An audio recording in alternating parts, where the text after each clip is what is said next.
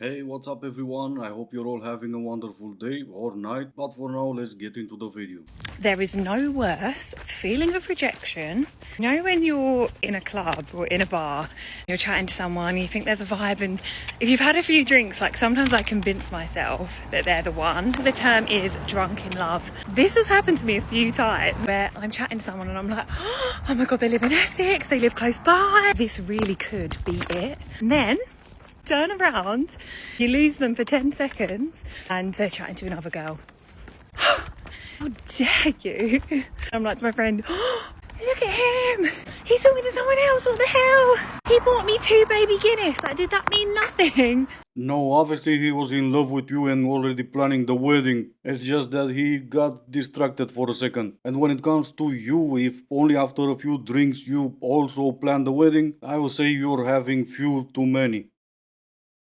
Chosen ones experience the most isolation because they vibrate higher. You also front-loaded all your karma, so you will vacillate between isolation and toxic relationships for the first third or half of your life. Okay, got it. You're single because vibrations. I mean, pretty much, yeah. I know I should have checked how many followers you have. I didn't, so that's on me. But let's say you have 10,000 followers. If all of them listening to you become the chosen ones because they were wise enough and stocked on batteries, who is really the chosen one then? It's time. We're not dating online anymore and we're helping our friends out. It's super simple. This is the card. I know someone you might like. You give it to someone who's your friend's type. And then on the back, this is an example, Pete. We all know Pete, don't we? And then it just says, hi there, I think you would like my friend. Green flags, red flags, photo, picture, where they're from, and how they can contact them. Also what language they speak. I also made one for Tyler the Creator, so you can see how it would look like. I literally made this as a joke because my best friend is single and I always saw guys that were exactly her type. We have opposite types and I just wanted to give them something so they can contact her, and that's how I came up with this. Everyone should start doing this, especially this summer. Hey, listen, she tried, alright? At least you have to give her credit for trying and going to all the trouble of making cards and everything. And yes, I know it's easy to say when outside of that she has nothing and you would be right, but still, hey, she tried. I know a lot of guys who are my friend's type, yeah, but that doesn't mean your friend is their type. And also, you're trying to not date online, but you're sending people to other people's Instagram. So I'm not really sure what you mean by online, but I'm pretty sure we have different definition of what online means. Quick PSA, just something to think about. If a man fully providing for you is the bare minimum, then you cooking for him every single night is also the bare minimum. If him opening every single door for you is the bare minimum, then you picking up his laundry off the floor is also the bare minimum. If him being above a certain height and being in shape is the bare minimum, then you staying attractive and staying in shape is also the bare minimum. If him constantly fixing things around the house, taking care of the yard, whatever it may be, is the bare minimum, then you taking care of the home and keeping it clean is also the bare minimum. I see this double standard all the time where women will want all of these traits in men and call those things the bare minimum. Yet when a man asks if they can cook, they say, well, no, you can cook for yourself. You're fully capable. Wouldn't that mean then that you are fully capable of going to work for yourself and providing, and that you don't actually need someone to provide for you? The truth is that serving is an act of love, and despite what social media may be promoting, being a wife does not mean sitting around and doing nothing and just looking pretty all day while your man goes and works his tail off. It's funny that we put all these expectations on men and then call those expectations the bare minimum, but when a man simply just requires that a woman knows how to cook, social media freaks out and calls it misogynistic. Nah, come on, that's impossible. Would people do that? No, I wouldn't trust it for a second.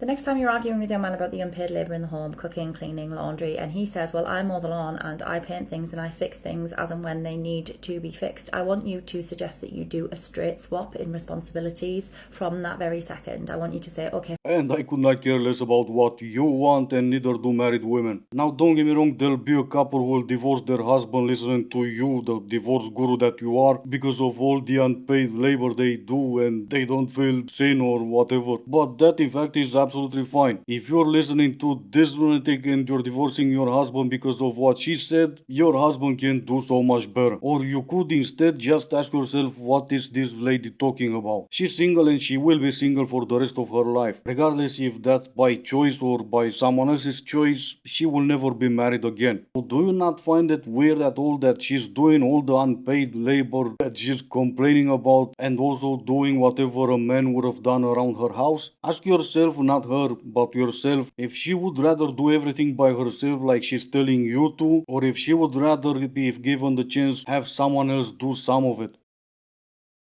Just sitting outside the pub waiting for the girls to arrive so we can start our Friday club.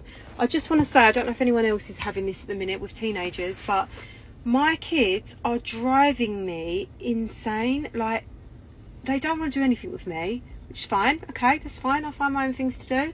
But what they do is they sleep all day till now. What's the time now? 3:55, right?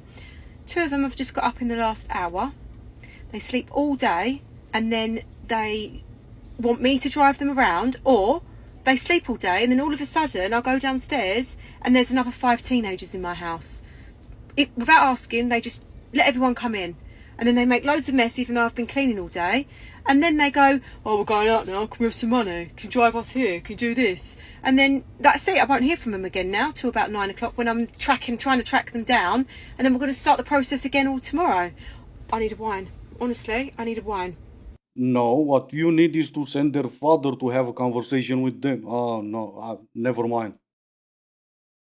Okay, let's talk for a minute about this big news that a lot of people are understandably upset about. First of all, I want to say, I understand why you're upset. I've been a hero in the anti-corn space, and I've helped a lot of people quit. And now you feel like I'm throwing away all of my values, I'm throwing away who I am, and I'm betraying you. But the thing is, if you're already good, you're good. If you don't need adult content, you don't need it. I'm not doing it for you. I'm doing it for the people who are okay with it, the people who are lost and need help, but I need to meet them where they're at. And I'm doing it for myself. And that may be the only honest moment in your entire life. I'm helping people fight their addiction by giving them what they're addicted to. Seriously? Can you imagine going to an AA meeting and there'll be alcohol all over the place? Hey, you're already here, let's turn this sad moment into a party. Raise your hand if you're also addicted to SEX and we'll have some women invited. Just say you're doing it because what you've said at the end. You're doing it for yourself. There might be money to be made, and because of that you have no problem selling all your holes for $4.99 a month. What was the other thing you've said? You've been a hero? Hate to break it to you, princess, but you are the definition of a villain. To look natural is by contradiction to look cheap. When men say they like a natural woman, what they mean is they want someone who is an inexpensive upkeep. When they look at you as a single woman and they see that you have an expensive bag, your nails are done, your hair is done. By your own definition, it means some other man paid for it. Which is, hey, don't get me wrong, good for you, but I really don't care. Stop complaining about me and go for the men that are already paying. Reasons why men are single, still single, after the age of 30. Listen the up. If he is still single after 30, there is a freaking reason. Probably not because he's just picky. For one, he wants a girlfriend. He does. He wants a girlfriend. Yeah, I know some men are weird like that. They want a long-term relationship. I always try to make this about myself, but I do fail sometimes. I use words like men, all men, some men, blah blah blah. But in this case, just keep in mind that it's just me. What I have seen throughout the years, and yes, it started slow at the beginning, but then more and more women became disgusting. I hate to say it, and I really don't understand the reason why. Maybe they think they're cool like that, but unfortunately more and more just turn simply disgusting. And I'll show one out of many as an example. I pissed on my slippers this morning, so I thought I would come on here and teach you guys how I did it. So if this is the toilet seat, I don't know. Yeah, we're not doing this. Keep in mind that she said she's here to teach you guys how she did it. Not only that, that's something you do not post on the internet. She was not even here to explain what happened. She was here to teach you how she did it. Because I don't know, maybe you would like to do the same. This is who I should be excited about getting into a relationship with. Come on now. So I did a discussion the other day on how there are 10 men to every 1 woman. on dating sites. However, can we now talk? No, we can't, don't care. What the hell is snack? Snack? How many cats do you have?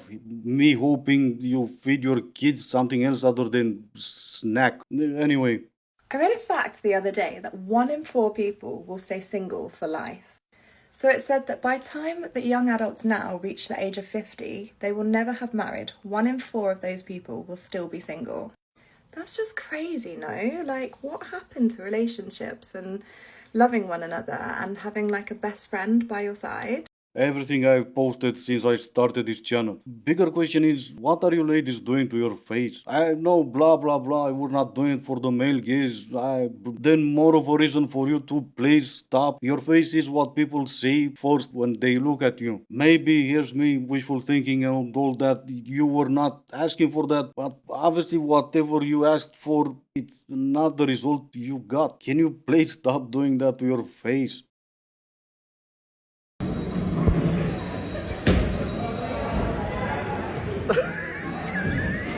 I don't believe a single word those lunatics say when they're talking about the universe and all that, but you probably should know that the universe hates you. Anyway, this is gonna be it for today. As always, I do hope you enjoyed it. If you didn't, I still appreciate you for making it this far. Thank you all so much for watching. Stay safe, and I will see you in the next one.